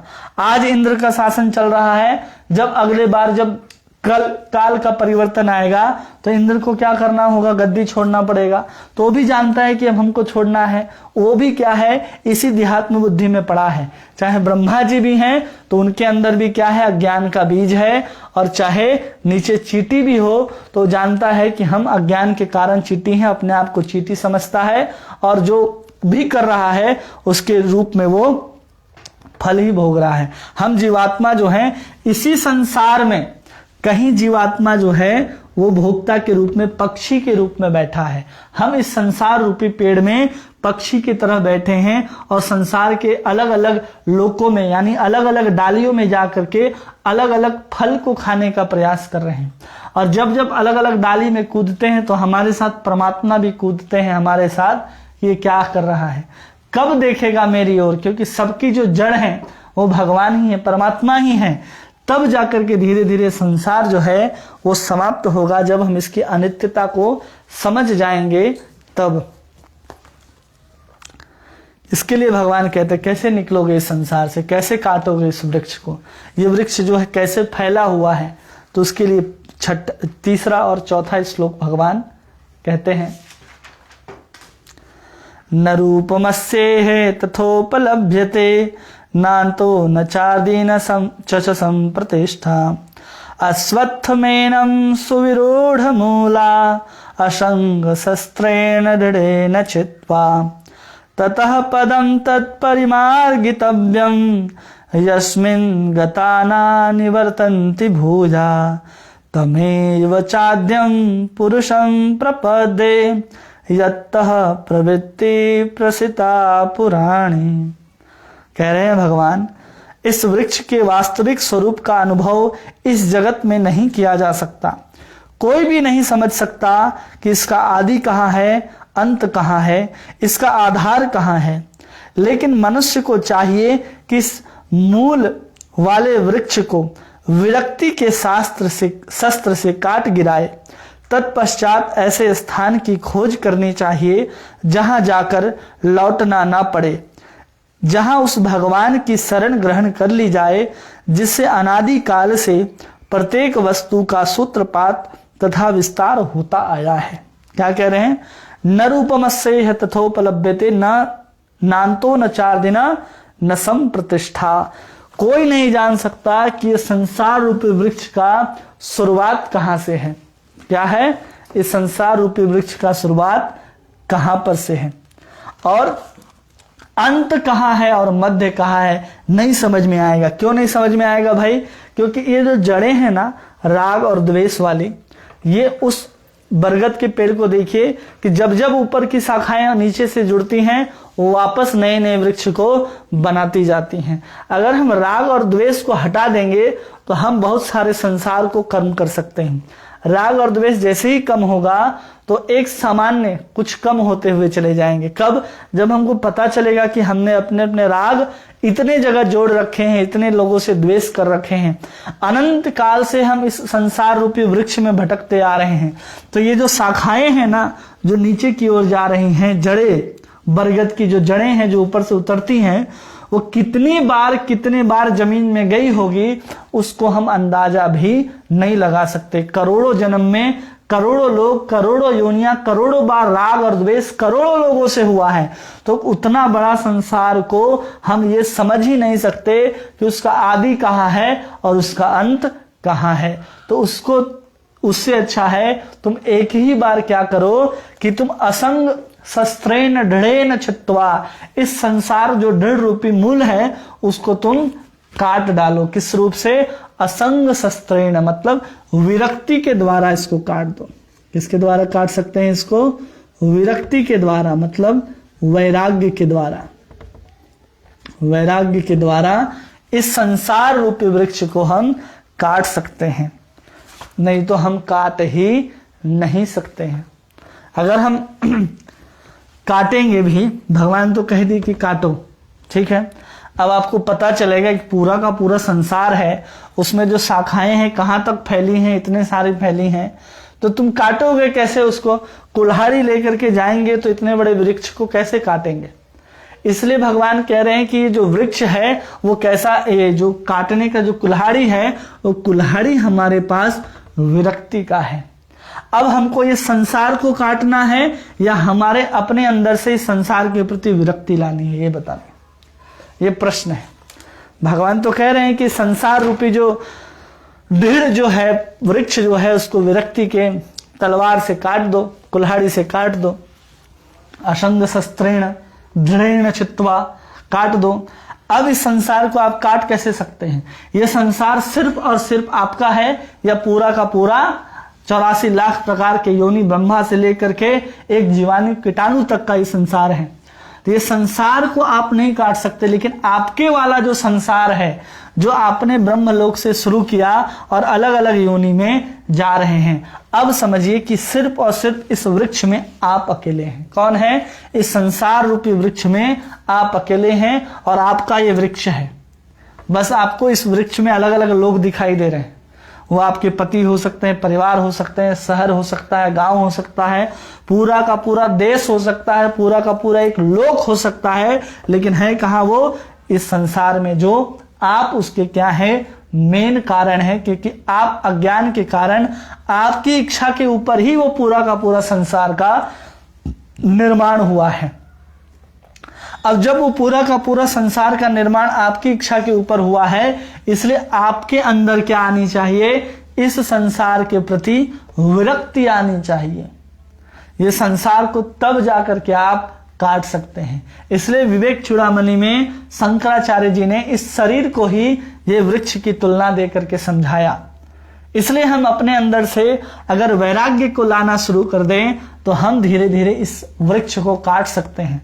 वृक्ष को अगर हम जड़ से काटना चाहते हैं तो कैसे काटेंगे? मूल जड़ जो है हमारी इच्छा है और उसको सींचने वाला ये सतोगुण, रजोगुण और तमोगुण है। तो उसको निकलने के लिए भगवान ने तो 14.26 में ही बताया, माम च अभिचारेण भक्ति योगेन सेवते सगुणान संतीत्यान ब्रह्म भूयाय कल्पते। अगर तीनों गुणों से बाहर निकालना है तो मेरी अनन्य भक्ति के माध्यम से तुम निकल सकते हो। अब उसमें निकलना है तो हमको क्या लाना होगा? वैराग्य लाना होगा। तब हम जाकर के काटने की इच्छा रखेंगे कि हम अपने वृक्ष को काटना चाहते हैं। जिस वृक्ष में हम रहते हैं, जो चिड़िया जिस वृक्ष में रहती है, मान लीजिए यहाँ एक बहुत सुंदर तोता रहता है इस वृक्ष के कोटर में। अब उसको कहा जाएगा बाबू कल कुल्हाड़ी ला करके तुमको देते हैं, तुम ये पेड़ को काट दो। अब वो तोता बोलेगा हम काट देंगे तो रहेंगे कहाँ? तोता तो यही कहेगा ना कि हम इस वृक्ष को काट दिए, अब हम जाएंगे कहाँ? वही भगवान अभी हम लोगों को कह रहे हैं कि तुम वृक्ष को काट दो, काटोगे फिर रहोगे कहाँ? तो उसी का उत्तर भगवान देते हैं चौथे श्लोक में। किस श्लोक में दे रहे हैं भगवान? चौथे श्लोक में भगवान कह रहे हैं कि ततः पदम तद परिमार्गी मार्गी तव्यम। क्या करना चाहिए? हमको उस परम पद का खोज करना चाहिए। किसका खोज करना चाहिए भाई? तो कहते हैं यस्मिन् गता न निवर्तन्ति भूया, जहां जाने के बाद वापस आना नहीं पड़ता। हम इस वृक्ष के पक्षी हैं, काट देंगे वृक्ष को, सूख जाएगा, हम रहेंगे कहाँ? भगवान कहते हैं ऐसा निवास स्थान को ढूंढो जहां पर जाने के बाद आना नहीं पड़ता है। इस वृक्ष को छोड़ करके जाना है, इस संसार रूपी वृक्ष को भी छोड़ना है और इस शरीर रूपी वृक्ष को भी ये जीवात्मा छोड़ेगी। तो उसके लिए क्या ढूंढने के लिए भगवान कह रहे हैं कि ततः पदम तत् परिमार्गितव्यम, ऐसे स्थान का खोज करो जो ततः पदम, ऐसा पद हो, ऐसा धाम हो जहां जाने के बाद आना न पड़े। तो फिर बताते हैं आगे की लाइन में वो कौन है। तमेव चाद्यम पुरुषं प्रपद्ये यत्तः प्रवृत्ति प्रसिता पुराणी। तमेव चाद्यम, किसके पास जाना है? उस परमेश्वर परम पुरुष के पास जाना है, उसके शरणागत होना है। यहां पर पुरुषम प्रपद्ये, और वहां दूसरे अध्याय में कि 7वें में वहां पर साधी माम त्वाम प्रपन्नम पहले ही हो गया था अर्जुन शरणागत। अब यहां पर कह रहे हैं भगवान कि तमेव चाद्यम पुरुषम प्रपद्ये यत्तः प्रवृत्ति प्रसिता पुराणी। अगर हम इस संसार को बनाने वाला जो भगवान है, जो इस संसार को भी बनाए और इस शरीर रूपी वृक्ष को भी बनाए और संसार रूपी वृक्ष को भी बनाए, जब हम इस संसार को छोड़ेंगे, इस संसार को खुद काट देंगे, कहाँ रहेंगे? तो भगवान उत्तर देते हैं कि तुम उस परम पुरुष के पास जाओ जिसने पूरा का पूरा संसार को बनाया है, और वहां जाने के बाद तुमको वापस यहां आना नहीं पड़ेगा, यहां आना नहीं पड़ेगा।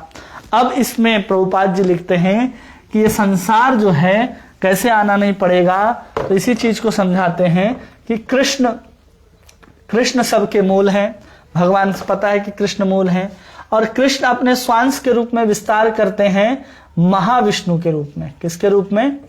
महाविष्णु के रूप में, जो कारण समुद्र में लेटते हैं। और उसके बाद भगवान उसी कारण समुद्र के अंदर बहुत सारे ब्रह्मांड की रचना करते हैं। किसकी रचना? ब्रह्मांड की रचना। और उसके अंदर गर्भोदक सागर में गर्भोदक दशाई विष्णु के रूप में शयन करते हैं। कौन? भगवान विष्णु। अब उनके ही नाभि कमल से निकलता है, नाभि कमल निकलता है, और उसी के ऊपर स्थित रहते हैं ब्रह्मा जी। कौन स्थित रहते हैं? ब्रह्मा जी। अगर हम इस दृष्टि से देखें कि पदम परिमार्गितव्यम, तो परम पद कौन है? अब ब्रह्मा जी ने तो इस संसार को जड़ वहीं से है, अब वहीं से जड़ आया है, तो उससे ऊपर हमको जाना होगा गर्भोदशाई विष्णु, महाविष्णु, और अंत में कृष्ण तक हम पहुंच सकते हैं।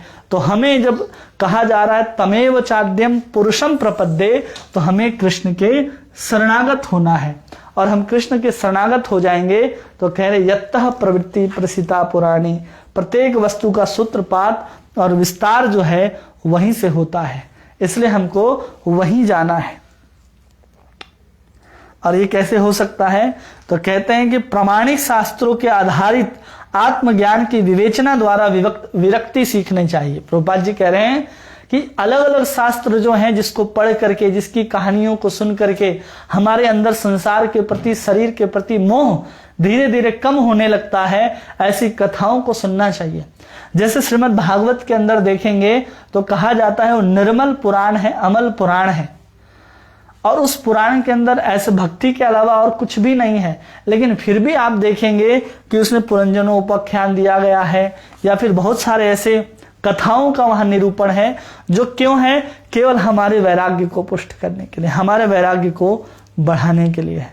तो वैसे वैसे कथाओं को सुनना चाहिए। अब पूरा का पूरा महाभारत को देखिए, उस महाभारत में सबसे वैराग्य में की अवस्था में कौन रहता है? माता कुंती। जंगल में भी जाकर के वही रह रही है, राज महल में आकर के वही रह रही है, अज्ञातवास में वही जा रही है, और सब चीज से क्या है? उनको वैराग्य है, क्योंकि उनको पता है संसार रूपी जो वृक्ष है उसका फल हमेशा दुखदाई ही होता है, चाहे सतोगुण में हो, रजोगुण में हो, तमोगुण में हो। सतोगुण में जो सुख प्राप्त होता है वो दुख की कमी के कारण वो सुख प्राप्त होता है। संसार में सुख का परिभाषा यही है कि संसार में जो दुख कम हो जाता है हम उसी को सुख मान लेते हैं। इसलिए सतोगुण में भी दुख है, रजोगुण में भी दुख है, और तमोगुण में भी दुखी है। किसी भी योनि में चले जाएं, जैसे हमने इंद्र का उदाहरण दिया, वहां भी दुख है, और किसी निम्न योनि में चले जाएं वहां भी दुख है। दुख के अलावा इस संसार में कुछ भी नहीं है। ऐसी चीजों को सुन करके, जैसे भगवान भी कहते हैं, ये संसार जो है दुखालय है, ये संसार अनित्य है, असुखम है, अनित्यम असुखम लोके। ये संसार ऐसा है कि जिसको तुमको अनित्यता के कारण भी एक दुख होता है। हम चीज को बहुत समय तक अपने साथ नहीं रख पाते, अपने पास नहीं रख पाते, तो उसके कारण भी हमको दुख मिलता है इस संसार में। तो उसके कारण भी हमारे अंदर वैराग्य आना चाहिए। इस संसार में देखेंगे जो आज हैं कल चले गए, सब कुछ था उनके पास लेकिन भोग नहीं पाए, बड़े बड़े राजमहल राजप्रसाद ऐसे ही पड़े रह गए लेकिन भोग नहीं पाए। तो इन लोगों को देख करके, सुन करके, उन महलों उन खंडरों में जा करके हमको अपने अंदर वैराग्य जगाना चाहिए कि देखो इतने बड़े बड़े महल अट्टारी सब कुछ बना करके बनाने वाला फुर हो गया लेकिन भोग नहीं पाया, तो क्या फायदा इस संसार का। तो ये सबसे हमें अंदर से वैराग्य जगाना चाहिए। और फिर कह रहे हैं यहाँ पर पद स्थान का वर्णन हुआ है। पद क्या है कि श्री कृष्ण भगवान का शरण ग्रहण करना, या फिर जहां जाने के बाद वापस नहीं आना पड़ता। तो भगवत धाम जाने के बाद हमको आना नहीं पड़ेगा। क्यों?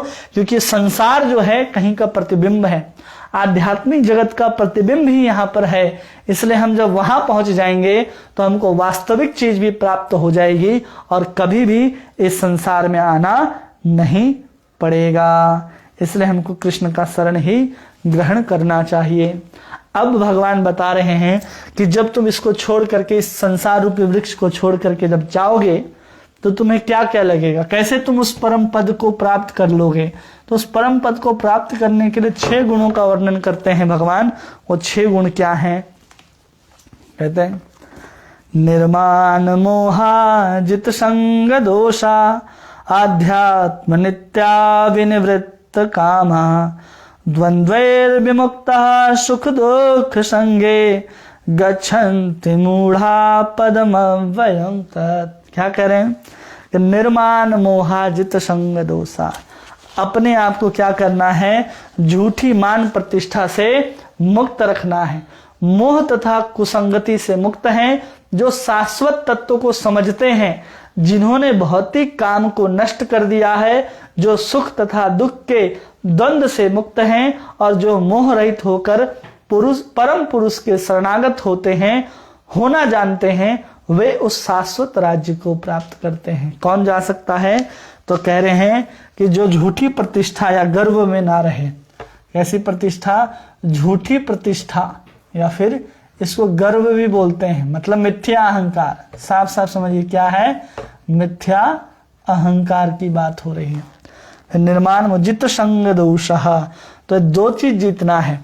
एक चीज जीतना है कि मोह को जीतना है, आसक्ति। जित संग मतलब होता है यहाँ पर आसक्ति, लेकिन कैसी आसक्ति को? जो बुरी आसक्ति है उसको, मतलब कुसंगति से हमको मुक्त रहना है। यानी आसक्ति की बात हो रही है तो उसको समझना, मोह से हमको मुक्त होना है। फिर तीसरा गुण बताते हैं, जो शाश्वत तत्व को समझता हो, मतलब आध्यात्म नित्या, मतलब आत्म अनुशीलन में तत्पर हो। किसमें तत्पर हो? आत्म अनुशीलन में। उस आत्म अनुशीलन जिसको कह रहे हैं आध्यात्म नित्या, और प्रभुपाद जी उसको लिखते हैं कि शाश्वत तत्व को समझता हो। विनिवृत्त कामः, विनिवृत्त कामा मतलब भौतिक काम को क्या कर दिया हो? नष्ट कर दिया हो। भौतिक काम न करता हो, कार्य रहित हो, भौतिक कार्य न करता हो। या फिर इसको विनिवृत्त कामः का अर्थ होता है जिसके अंदर भोग और विलास की इच्छा न हो, भोग रहित हो, जो भोगता न हो। किसको? इस संसार को। और फिर कह रहे हैं द्वंद्वैर विमुक्तः दुख सुख संगा, जितने प्रकार के द्वंद्व हैं इस संसार में, जैसे सुख है चाहे दुख हो, चाहे ठंडा हो गर्मी हो, बरसात हो, अच्छा हो बुरा हो, प्रिय हो अप्रिय हो, जितने प्रकार के द्वंद्व हैं उन दोनों द्वंद्वों में क्या रहता है? वो रहित रहता है। तब कह रहे हैं गच्छन्त मूढ़ा, तब वो जाकर के कहाँ पहुंचता है? गच्छन्त अमूढ़ा, मोह रहित होकर के वह पदम अव्ययम तत्व, उस परम पद तक पहुंच सकता है। तो 1 2 3 4 5 6 ये 6 गुण हैं। अगर ये 6 गुण को हम अपना लेते हैं तो हम निश्चित रूप से भगवत धाम जा सकते हैं। अब समझिए, यहाँ पर कहा जा रहा है, प्रतिष्ठा की बात कही जा रही है। हम मिथ्या अहंकार में कितने चूर रहते हैं कि हम अपने आप को भोक्ता समझते हैं। हम जब अपने आप को भोक्ता समझते हैं, क्यों? क्योंकि हमारी जो बुद्धि है इस शरीर के साथ लग गई है। हम स्वयं को भोक्ता मानने के कारण हम किसी के शरणागत नहीं हो सकते। हम अपने आप को ही मालिक समझने लगते हैं। हम इस देश के, हम इस शरीर के, हम अपने बाल बच्चों के, अपने परिवार वालों के स्वयं भोक्ता समझते हैं। और ऐसा समझने के कारण हमारी शरणागति नहीं हो सकती कभी भी भगवान के शरण में। हम चाह करके भी करना चाहें तो हमारे अंदर जो मिथ्या अहंकार है, जो गर्व है, जो प्रतिष्ठा है, चाहे हमारे अंदर अज्ञान के कारण प्रतिष्ठा हो, मान के कारण, यश के कारण, धन के कारण, कुल के कारण या उच्च वर्ण में जन्म लेने के कारण कोई भी प्रतिष्ठा आपके अंदर हो तो हम आसानी से भगवान के शरणागत नहीं हो पाते हैं। आसक्ति है हमारे अंदर, मोह होता है, जित संग दोषः, हम लोग मोहित हो जाते हैं इस संसार के प्रति, संसार के रूप के प्रति। क्यों? क्योंकि मोह क्यों नहीं होगा इस संसार के प्रति? अवश्य होगा, क्योंकि आध्यात्मिक जगत का ही तो प्रतिबिंब है। जो जितना सुंदर होगा वैसे ही प्रतीत होता है। तो कहीं कहीं आप घूमने जाए, देखें तो बहुत सुंदर दिखाई देता है ये प्रकृति, बहुत सुंदर हमको लगते हैं कुछ कुछ भोग।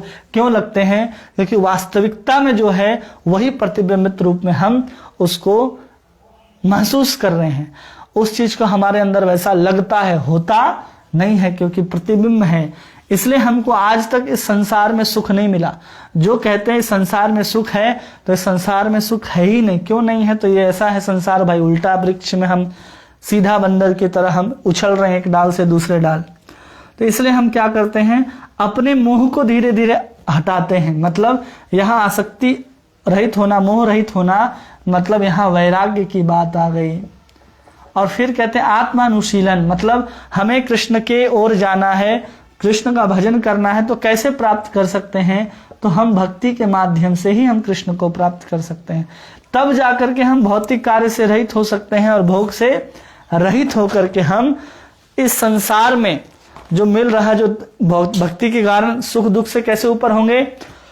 जब हम तीनों गुणों से ऊपर हो जाएंगे तो हमारे अंदर ये सब आएगा।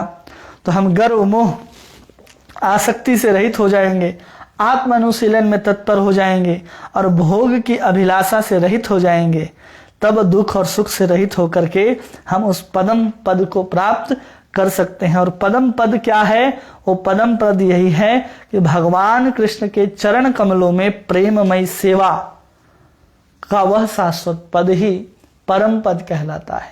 केवल कृष्ण के धाम जाना परम पद नहीं है, कृष्ण की सेवा में लग जाना ही परम पद है, ऐसा विश्वनाथ चक्रवर्ती ठाकुर बताते हैं।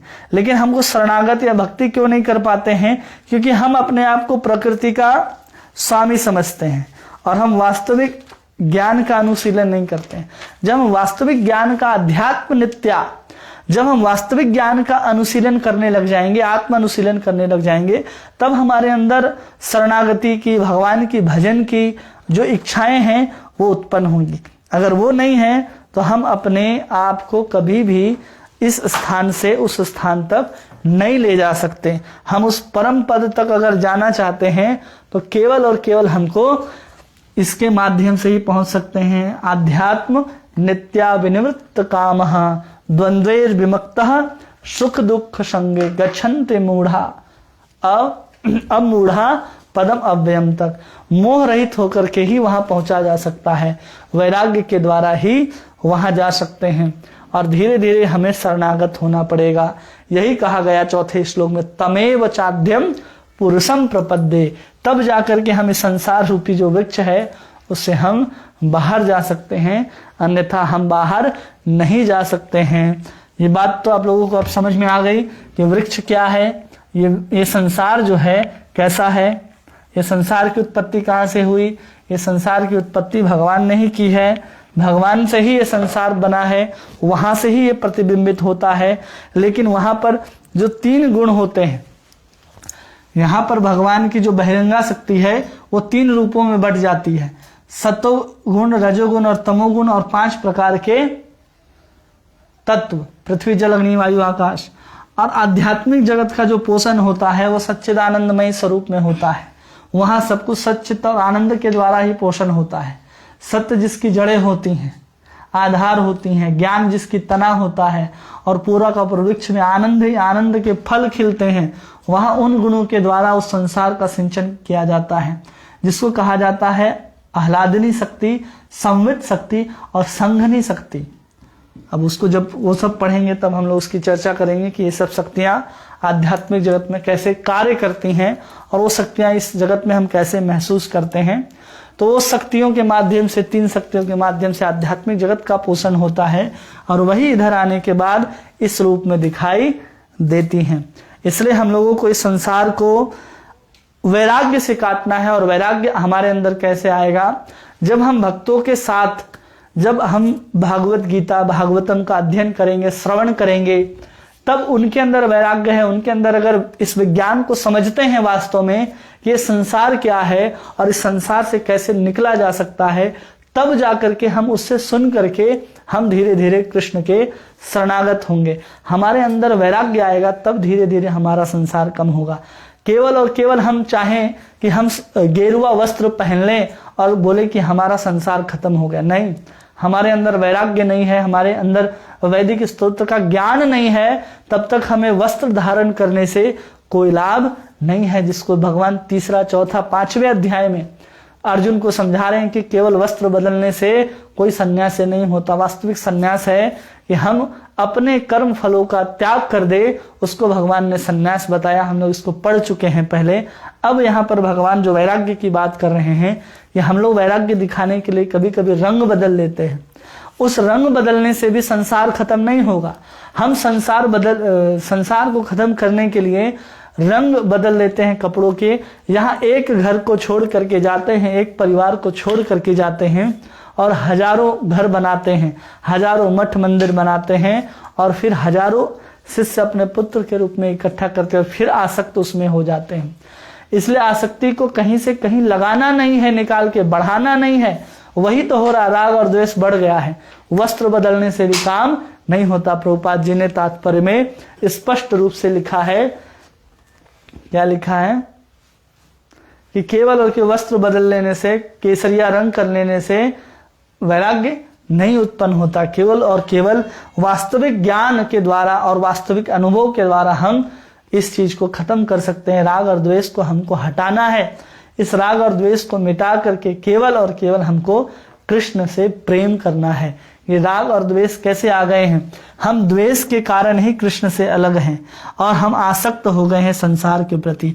ये द्वेष को हमको इधर करना है, कृष्ण के प्रति आसक्त होना है, और संसार के प्रति हमको द्वेष नहीं करना है। द्वेष भी लगेगा तो हम वहां फंस जाएंगे। हम किसी से नफरत भी करते हैं तो हम कहीं ना कहीं हमारे मन में है, हमारा बीज है उसके अंदर, वो कभी भी अंकुरित हो जाएगा। इसलिए ना द्वेष चाहिए न राग चाहिए। इसलिए कहते इच्छा द्वेष समुत्थेन द्वंद्व मोहेन भारत। इच्छा और द्वेष जो है वही बार बार इस संसार में व्यक्ति को घुमा रहा है, क्योंकि वही जड़ जो है वापस एक नए वृक्ष का रूप धारण कर रही है। इसलिए इस वृक्ष को काटना है तो विरक्ति के कुल्हाड़ी से, तलवार से काट सकते हैं, और या फिर हमें काटने के बाद हम इस वृक्ष में जो पक्षी कहाँ जाए तो परम धाम जाना है। इसलिए हमें तमेव पुरुषम चाद्यम प्रपद्ये, उस परम पुरुष भगवान श्री कृष्ण की शरणागति लेनी है, तब जाकर के हम परम धाम जा सकते हैं, जिसको भगवान अगले श्लोक में कहेंगे और अगले सेक्शन में कहेंगे। इसलिए हम लोग उसको कल देखने का प्रयास करेंगे। 6 से 11, 12 से 15, 20 हो सकता है कल पूरा हो जाए। तब तक के लिए आप सभी का बहुत बहुत धन्यवाद। हरे कृष्णा।